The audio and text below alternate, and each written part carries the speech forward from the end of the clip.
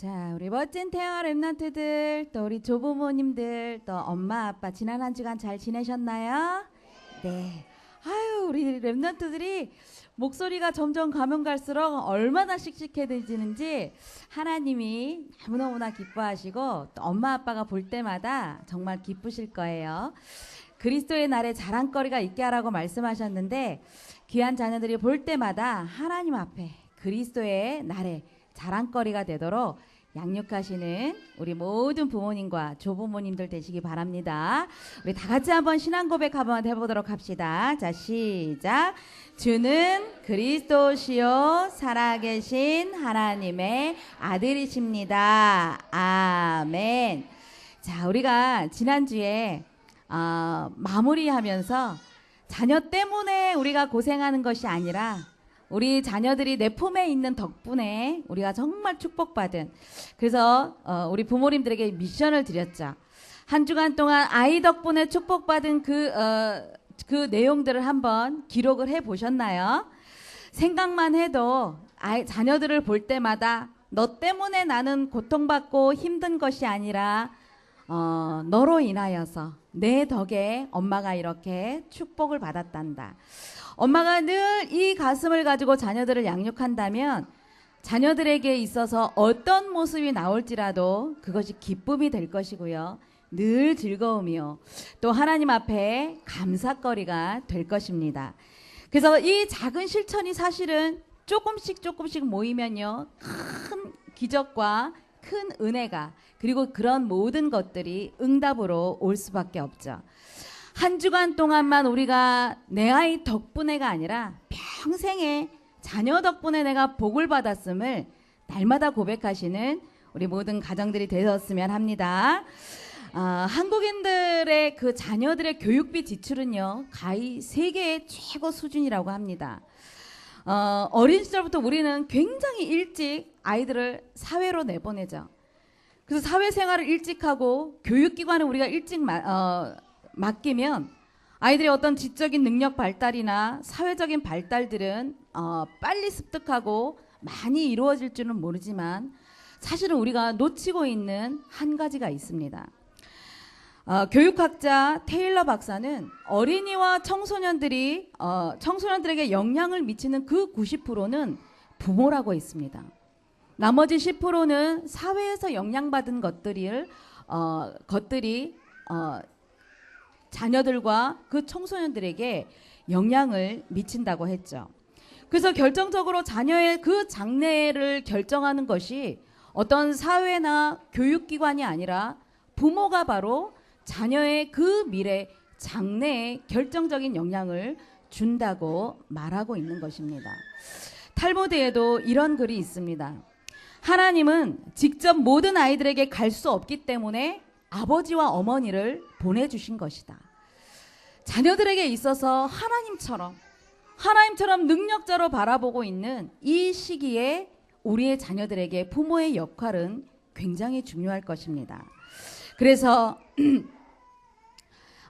태영학이 부모의 영향력이 절대적인 이 시기에 우리가 가장 중요하게 교육적으로나 이 아이들의 인생 전체를 두고 영향을 줘야 되는 것이 바로 예배 문화입니다.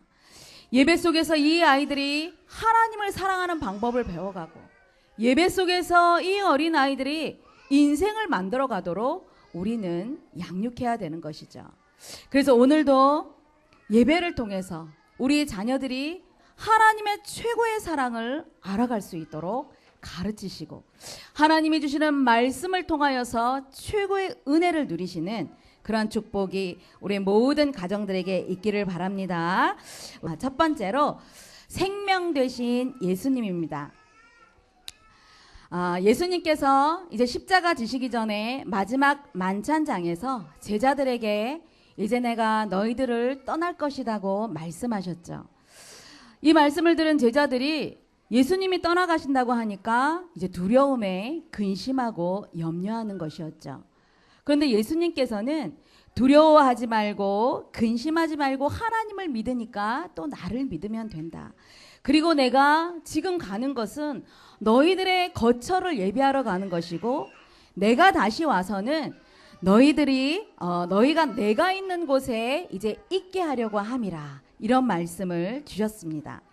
그런데 제자들은 예수님의 이러한 말씀을 영적으로 이해를 못했죠.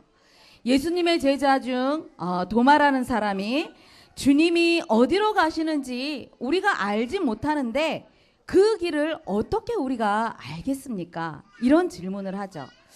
그랬더니 예수님께서는 요한복음 14장 6절에 예수께서 이르시되 내가 곧 길이요 진리요 생명이니 나로 말미암지 않고는 아버지께로 올 자가 없다, 이렇게 말씀하고 계시죠.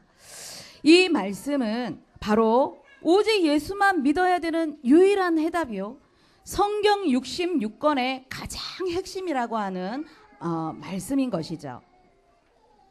하나님께서는 온 우주 만물을 말씀으로 아름답게 창조하셨죠. 말씀으로 만물을 창조하시고 또 온갖 그 동물을 만드시고 식물도 만드셨죠.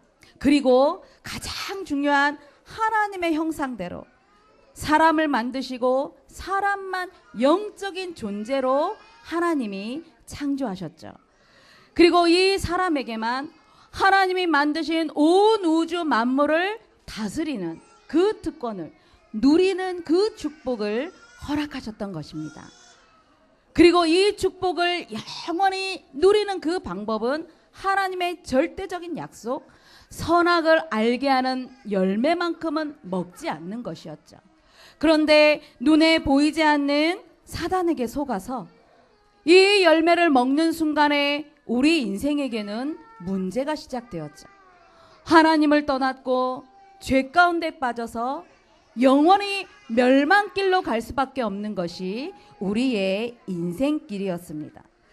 그래서 세상 사람들은 행복한 길을 찾기 위하여서 철학에 빠져보기도 하고, 또 어떤 사람들은 종교를 가져보기도 하고, 어떤 사람들은 착한 일을 하고 구제하는 일에 열심이면서 행복을 찾으려고 많이 노력을 하죠. 그러나 원죄 가운데 빠진 인생은 어떠한 노력을 해도 절대로 그 죄 문제, 인생 문제는 해결할 수 없다는 것을 우리는 분명히 알아야 될 것입니다. 지난 주간에 작은 녀석이 아파서 병원을 가서 병원에서 이제 처방전을 받고 약국에를 갔어요. 그 약국의 이름이 요한 약국이었어요. 그 이름만 들어도 세례 요한의 그 뜨거운 가슴을 가지고 모든 사람들에게 처방을 해주는 병원인가 보다. 그러고 들어갔어요. 그리고 이제 아들이 학교를 가야 되니까 약을 먹고 가거라. 근데 우리 아들이 정수기 앞에 가서 이제 물을 마시다가 엄마 이거 좀 보세요. 그러면서 저한테 이렇게 요만한 그 액자를 하나 보여주는 거예요. 근데 그 안에 원죄가 없으신 성모 마리아가 우리를 축복해 주시는 분이라는 것이 그 성모 마리아 상과 그 작은 글자가 쓰여 있는 것을 보고 아들이 저에게 보여주면서 참 이 사람들 굉장히 나쁜 사람들이라고, 예수님만 죄가 없으시고 원죄가 없으신 그분이신데 성모 마리아가 원죄가 없어서 우리 인생의 문제를 해결해 준다고 이렇게 많은 사람들을 속이고 있다고, 엄마 이것 한번 보세요. 그렇습니다. 종교는 이렇게 많은 사람들을 유혹하고 좋은 길로 보내준다고 속이고 있는 것입니다. 그러나 성모 마리아는 분명히 원죄가 있는 인간인 것입니다. 그래서 우리는 우리 인간 스스로 이러한 그 인생 문제를 해결할 수 없기 때문에 예수님께서 십자가를 지셨죠. 예수님의 십자가 그 문제를 통하여서 예수님은 우리에게 하나님 만나는 길을 열어주셨고 우리 인생의 모든 죄에서 해방시켜 주신 분이시요 사단의 권세를 멸하신 분이신, 그래서 그 예수님이 그리스도가 된 사실을 우리는 분명히 믿고 어떤 다른 길이 없음을 우리는 깨달아야 될 것입니다. 세상 사람들은 행복을 찾기 위하여서 도박에 빠지기도 하죠. 어떤 사람들은 알코올 중독에 빠지기도 합니다.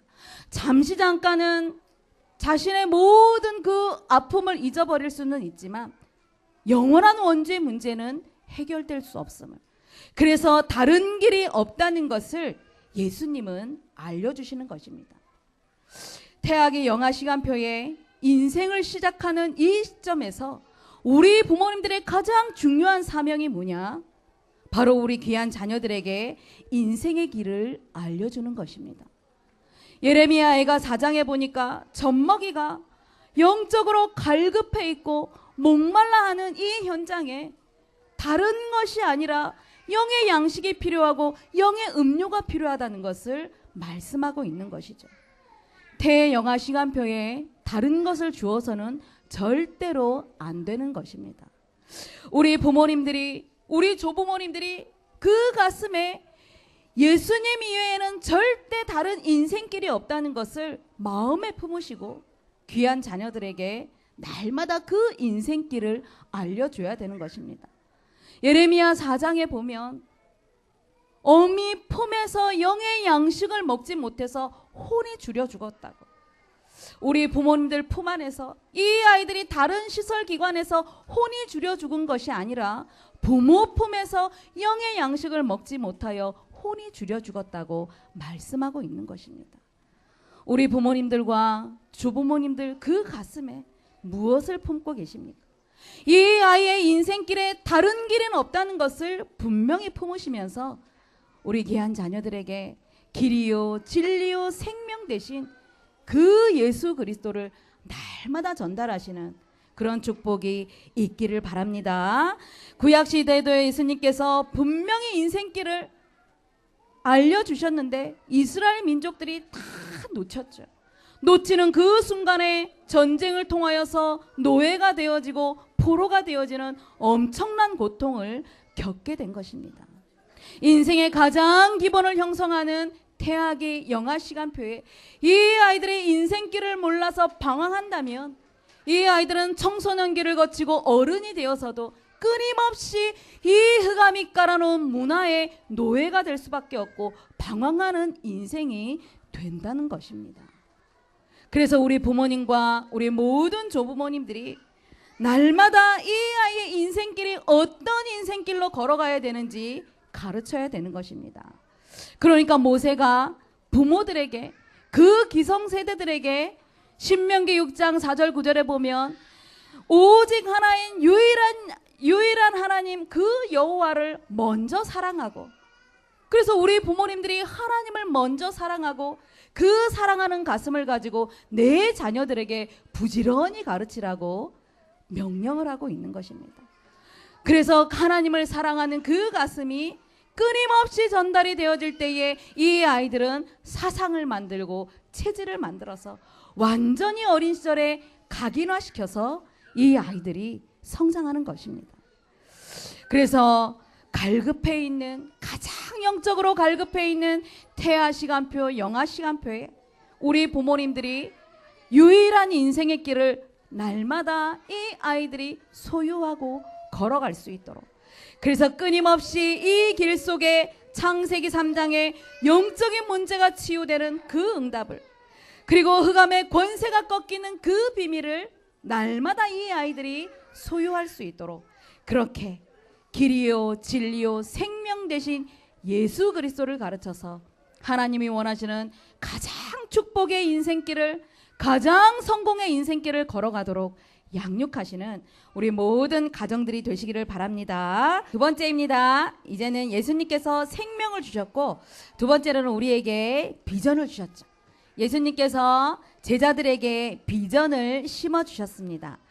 하나님을 만나는 길을 알려달라는 제자들에게 너희가 나를 알았기 때문에 내 아버지를 알았고 또 아버지를 보았느니라, 이런 말씀을 하셨는데, 이번에는 빌립이 그러면 우리에게 아버지를 보여주시면 우리가 만족하겠습니다, 이렇게 말을 하고 있죠.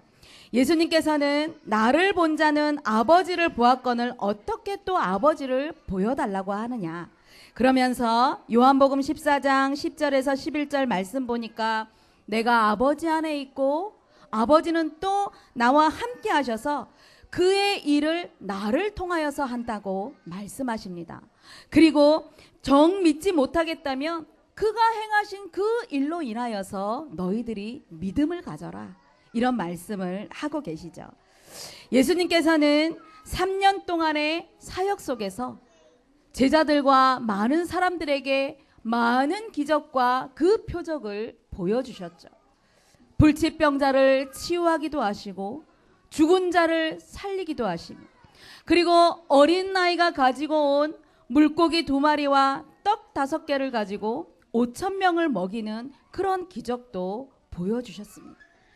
그리고 어마어마한 그 풍랑이 몰아치는 바다 한가운데서 말씀으로 파도를 잠잠하게 하시고 또 물 위를 걸어오시는 그런 기적들을 보여주셨습니다. 무슨 말이죠? 너희들이 정녕 하나님을 보기를 원하고 너희들이 정녕 하나님을 알기를 원한다면 내가 행했던 그러한 일을 통하여서라도 너희들이 믿기를 원한다고 말씀하고 계십니다. 보는 것을 원하는 세대이기 때문에 뭔가 증거를 보기를 원하고 하나님을 보기를 원하는 그런 세대이기 때문에 너희들이 나를 본 것이 하나님을 본 것인데 그거라도 너희들이 믿지 못하겠다면 그동안의 3년 동안에 내가 너희들과 함께하면서 보여줬던 그 기적과 표적을 보고서라도 하나님을 믿고 나를 믿으라고 말씀하고 계시는 것입니다. 우리도 하나님을 보기를 원하죠. 어떤 눈에 잡히는 것을 보기를 원합니다. 여러분들이 이 어린아이들에게 어떻게 하나님을 설명하실 것입니까? 눈에 보이지 않는 하나님을 사실은 여러분들에게 자료로 보여주는 저 예수님의 형상도 사실은 예수님이 아니기 때문에 제가 굉장히 조심스럽습니다. 왜냐? 태학의 영학이는 보는 것이 중요하고 듣는 것이 중요하기 때문에 그래서 가장 중요한 이 교육 방법, 하나님이 살아계시고 지금도 역사하시는 가르치는 이 방법이 보이지 않는 하나님을 만물을 통하여서 끊임없이 가르쳐주는 것입니다. 우리 자녀들에게 이렇게 눈에 보이지는 않지만 공기가 있어서 우리가 숨을 쉬고 있는 것처럼 하나님이 눈에 보이지는 않지만 너와 함께 하시는, 만물을 보면서 겨울이 가고 봄이 올 때 새싹이 돋는 것도 하나님께서 지금 만물을 움직이시기 때문에 너를 위하여서 만물을 축복하신다는 것을 가르치는 것입니다. 보기를 원하지만 보지 않고 하나님을 믿는 것이 더 큰 믿음이라고 하나님은 말씀하고 계시죠. 그러면서 이렇게 예수님은 이러한 믿음을 주시면서 또 제자들에게 큰 비전을 주시고 계십니다. 요한복음 14장 12절에 보니까 내가 진실로 진실로 너희에게 이르노니 나를 믿는 자는 내가 하는 일을 그도 할 것이요 또한 그보다 더 큰 일도 하리니 이는 내가 아버지께로 감이라 말씀하셨습니다. 예수님께서 이 세상에 오신 이유는 창세기 3장 사건 때문에 영원한 저주와 멸망 가운데 있는 인생들에게 생명을 주시기 위함이요, 그리고 이 일을 믿는 자들에게 이제 예수님이 하신 일보다 더 큰 일을 하라고. 그것이 무엇입니까? 우리에게 있는 이 복음을 가지고 모든 세계에 나가서 예수 생명을 증거하라. 그래서 우리 부모님들이 태학이 영학이 이 아이들을 품에 안고 하나님 전에 나와 예배를 드리고 이 아이들 가슴 속에 예수 생명을 심는 이유는 더 큰 일을 하기 위하여서 전 세계를 복음화할 전도자를 준비하기 위하여서임을 우리가 언약으로 붙잡아야 될 것입니다. 그래서 어린 시절부터 비전이 있는 사람으로 우리는 가르쳐야 되는 것이죠. 비전이 있다, 꿈이 있다. 이 아이들은 어떤 환경에 있을지라도 성공할 수밖에 없는 것입니다. 우리 자녀들에게 끊임없이 우리는 가르쳐야 될 것입니다. 그래서 이 아이들을 품에 안고서 내가 누구인가? 너는 하나님의 자녀요. 너는 이 시대에 하나님이 원하시는 세계복음화를 위하여서 준비된 사람이라는 것을 우리는 끊임없이 가르쳐야 되겠죠. 제자들이 처음에 예수님이 하신 이 말씀이 무슨 뜻인지 잘 몰랐습니다. 그런데 예수님께서 십자가를 지시고 부활하시면서 이제 마지막 사역 속에 말씀하신 것이 너희들이 약속하신 것을 받기까지 예루살렘을 떠나지 말고 오직 성령이 너희에게 임하시면 권능을 받고 땅끝까지 내 증인이 되라고 말씀하셨죠. 약속하신 것을 받기까지 10일 동안 마가다락방에서, 예루살렘의 마가다락방에서 기도한 그 순간에 하나님의 말씀이 성취되기 시작했죠. 예수님께서 십자가 지시기 전에 너희들은 나보다 더 큰 일을 할 것이다. 그 말씀이 성취된 것입니다. 약속 잡고 예수님이 그리스도셨구나. 우리 인생의 모든 축복의 길을 예수님께서 예비하신 것이구나. 그 언약을 붙잡고 단 열흘 동안 기도했는데 엄청난 큰 일을 맛보게 되었죠. 그래서 모든 현장에 예수님이 그리스도 되심이 증거됐을 때에 3천 제자가 돌아오고 5천 명의 생명을 얻는, 그리고 땅끝까지 이 복음이 증거되는 그런 어마어마한 축복을 예루살렘에서, 그 작은 마가다락방에서 그 축복을 누렸던 것입니다. 여러분들의 자녀가 누구인지 아십니까? 초대교회에 있었던 그 제자들보다, 그 사도들보다 더 큰 일을 할 세계복음화의 언약을 이룰 자녀라는 것, 그리스도의 제자라는 것을 절대로 놓치지 마시기를 바랍니다. 그래서 그리스도의 증인 이전에 그 초대교회에서 무엇을 했느냐가 중요하죠. 예루살렘을 떠나지 않았던 것입니다. 예루살렘을 떠나지 않고 약속했던 것을 받기까지 전혀 기도 속에 들어갔던 그 모습처럼 지금 태영아 시간표는 이 아이들이 세상에 나가기 전에, 흑암이 깔아놓은 그 문화 속에 나가기 전에 부모 품에서, 조부모님 품에서 권능을 입는, 예수님의 그 권세와 능력을 입는 시간표라는 것을 말씀의 약속으로 붙잡으시기를 바랍니다. 그래서 부모 품이 바로 예루살렘이요, 여러분들의 그 가정이 마가다락방의 축복을 누리는 그런 은혜가 있기를 바랍니다. 다윗이 하나님 앞에 왕이 될 것이라는 큰 비전을 사무엘을 통하여서 전달받았죠. 그러나 다윗은 비전 이전의 그 시간표를 어떻게 준비를 했느냐? 이미 부모를 통하여서 하나님이 어떤 분이라는 것, 그리고 언약이 무엇이라는 것을 부모를 통하여서 전달받았죠. 목동이라는 그 직업을 가지고도 언제나 24시간 하나님을 바라보고 임마누엘의 축복을 누렸던 그 배경을 다윗은 갖고 있었습니다. 그래서 그날 이후에 여호와의 영에 크게 감동되었는데 그 이전의 시간표가 더 중요한 시간표죠. 지금 여러분들 품 안에 있는 이 태영아 시간표가 다윗이 왕이 되었을 때 그 결과를 바라보지 말고 목동되었던 그 자리에서 하나님의 언약 성취를 준비하는 그 시간표로 삼으시기를 바랍니다. 그래서 하나님이 우리에게 큰 비전을 주셨습니다. 세계복음화라는 그 큰 비전을 주셨는데 우리 부모님 품 안에서, 우리 조부모님들 그 품 안에서 비전 이전에, 증인 이전에 하나님이 주시는 그 축복을 먼저 받아 누리시고, 우리 귀한 자녀들 무의식과 잠재의식과 그 체질 속에 예수님이 함께 하시는 그 생명을 심고, 이 아이들이 어마어마한 축복 가운데 있음을 알고 예수 축복을 심고 그 능력을 심어서 하나님이 원하시는 세계복음화의 언약을 성취해 나가는 큰 비전을 품고 성장할 수 있도록 양육하시는 우리 모든 축복의 가정들이 되시기를 바랍니다.